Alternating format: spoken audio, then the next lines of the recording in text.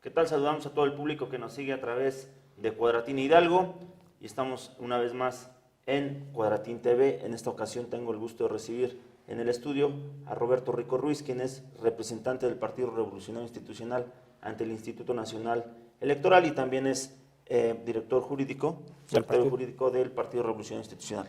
Ale, muchas gracias, muy buenos días por la invitación y aquí estamos a las órdenes, sobre todo para abordar buenos temas en el tema electoral, en el tema jurídico que ahorita está ocupándonos. Roberto, antes que nada, ya acabaron las elecciones, pero parece que también hay algunos resquicios que quedaron por ahí. El tema de las impugnaciones, platicamos fuera del aire, faltan 6 temas por resolverse. ¿Le va a alcanzar a la oposición para rasgar algo en este asunto de las impugnaciones? En absoluto ninguna. Yo creo que el escenario que ahorita se está dando, sobre todo las diferencias de votos que obtuvo el Partido Revolucionario Institucional en el último proceso electoral son muy amplias. A razón de eso, solamente 2 partidos políticos fueron los que impugnaron en algunos distritos, me refiero a Huejutla, Ixmiquilpan, el caso de Tula, Pachuca, Tepeapulco, Tulancingo, en donde tanto el Partido del Trabajo como el Partido de Movimiento de Regeneración Nacional interpusieron los juicios de inconformidad.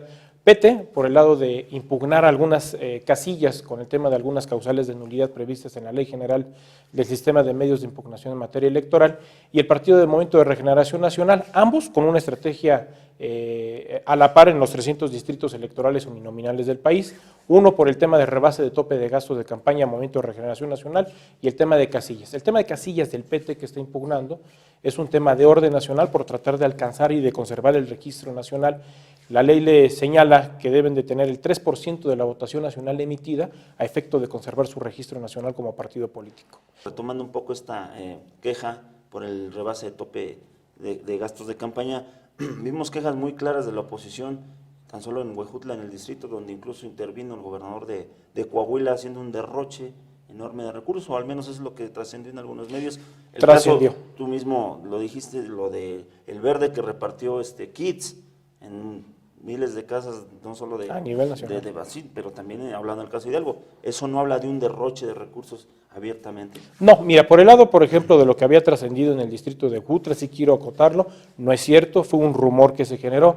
Si bien sabemos que nuestra candidata a diputada federal electa, bueno, nuestra diputada federal hoy electa del Partido Revolucionario Institucional, Carolina Vigiano, es esposa del gobernador de Coahuila, Rubén Moreira, no es cierto que hubo tal intervención porque tampoco hubo las pruebas para poderlo acreditar. Hablarte, por ejemplo, del tema del derroche de recursos, pues en de todo momento el Partido Verde Ecologista de México ha enfrentado a la autoridad electoral sus resoluciones. Si tuvo que sancionar el tema de cine minutos, si tuvo que sancionar el tema de la propaganda utilitaria, el INE lo hizo en su momento.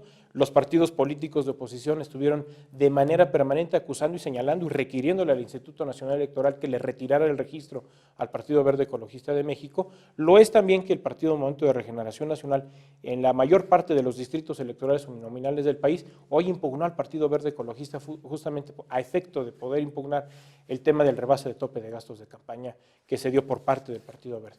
Cuestiones que ya han sido sancionadas en su momento por la Sala Especializada y por la Sala Superior del Tribunal Electoral, confirmadas también en su momento, y efecto de ello, ¿qué es lo que estamos nosotros esperando? Cuidando lógicamente que dentro del escenario de lo que nos compete como Partido Revolucionario Institucional, nuestros candidatos no salgan afectados en ese tema. El tema de la redistritación, vemos que vuelve, o al menos está ahorita en el ambiente, pero también se tenía la idea de que la redistritación se hace en función de lo que le convenga, así los intereses electorales del PRI, ¿no?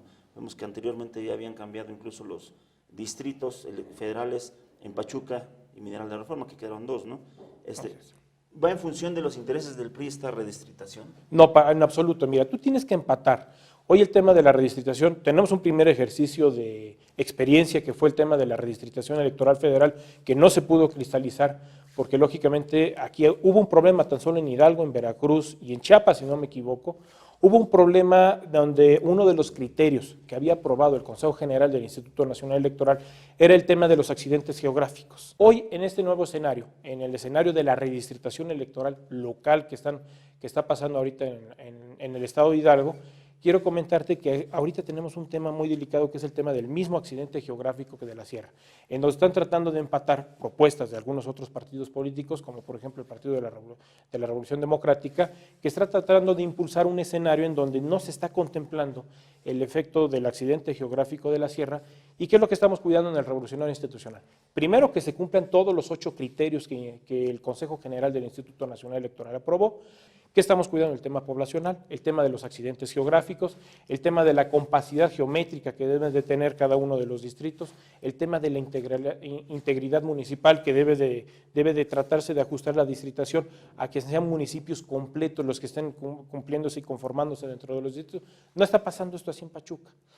El Partido Revolucionario Institucional está tratando de que en el tema de la desviación poblacional, el mismo equilibrio de la desviación poblacional del número de habitantes que existen en el distrito sea igual y paritario para todos los distritos electorales locales. Oye, Roberto, precisamente retomando este tema un poco y jalando también lo del derroche de recursos, se habla o se tiene la idea de que en la sierra, en la Huasteca, las elecciones se ganan con dinero. Hablando un poco del derroche de recursos, vemos que el PRI parecía que iba a perder Huejutla y al último pues hubo una voltereta impresionante al final, que parecía que no le alcanzaba al PRI.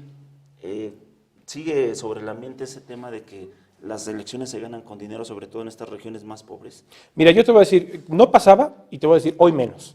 Con el tema de la reforma electoral que se promulgó en febrero del 2014, con la reforma constitucional, y en el mes de mayo de 2014 con la promulgación de las nuevas leyes, sobre todo la Ley General de Partidos Políticos y la Ley General de Instituciones y Procedimientos Electorales, se creó un nuevo sistema de fiscalización en el tema electoral. El tema de fiscalización electoral hoy es tan rígido, ya no es competencia de los ámbitos locales, por ejemplo, para los procesos electorales locales ya no va a ser competencia del Instituto Estatal Electoral de Hidalgo el tema de la fiscalización.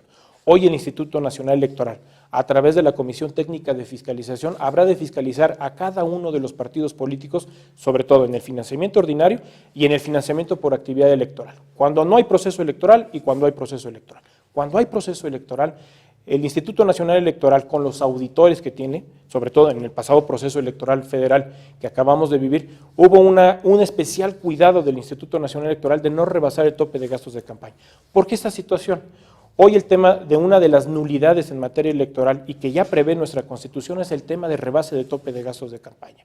Entonces, el Instituto Nacional Electoral está muy vigilante y garante de que en la equidad de los partidos políticos, el gasto de financiamiento público, tanto público como privado, no rebase el tema del tope de gastos y que hay una equidad en la participación de toda la contienda electoral de los partidos políticos. Esto va en una sintonía.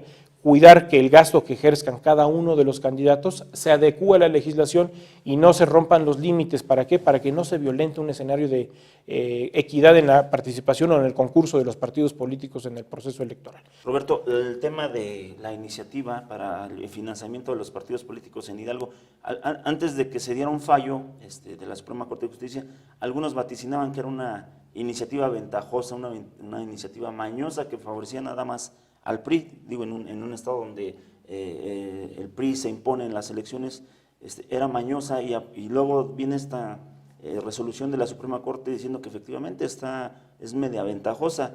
Te voy a decir, hay un precedente muy importante que nos da el tema de Morelos y el tema del estado de Michoacán, donde la Suprema Corte de Justicia de la Nación no se había puesto de acuerdo en la regulación o en el precedente jurisdiccional que iba a sentar sobre el tema del financiamiento de los partidos políticos.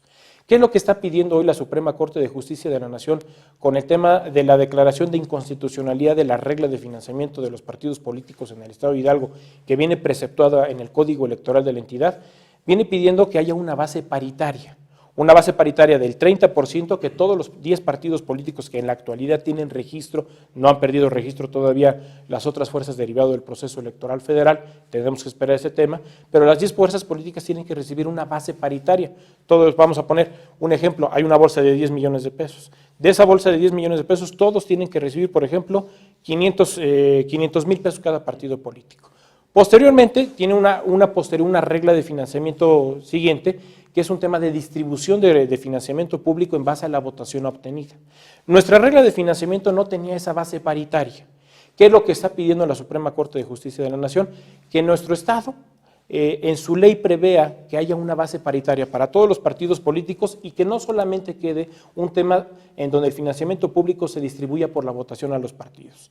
El Congreso del Estado tiene que poner cartas firmes en el asunto, tiene que poner una base paritaria. Entonces tenemos que ser muy cuidadosos, que en el Estado de Hidalgo no le jalemos la cobija, como lo señaló el gobernador del Estado, a los programas sociales, a la obra pública, a la infraestructura social de nuestra entidad. Y sí tenemos que cuidar todos y cada uno de los partidos políticos que esa regla de financiamiento, en lugar de ser perjudicial y favorezca a los partidos políticos, le ayudemos a los hidalguenses para que no se afecten los presupuestos. Roberto, pues el tiempo se nos ha acabado desafortunadamente, pero te agradezco mucho por estar aquí y espero que no sea la primera ni última vez. Al contrario, estamos a la invitación y te agradezco mucho, Alejandro. Estamos a las órdenes y muy buenos días. Y a usted muchas gracias por el favor de su atención y nos vemos aquí para la siguiente entrevista en Cuadratín TV.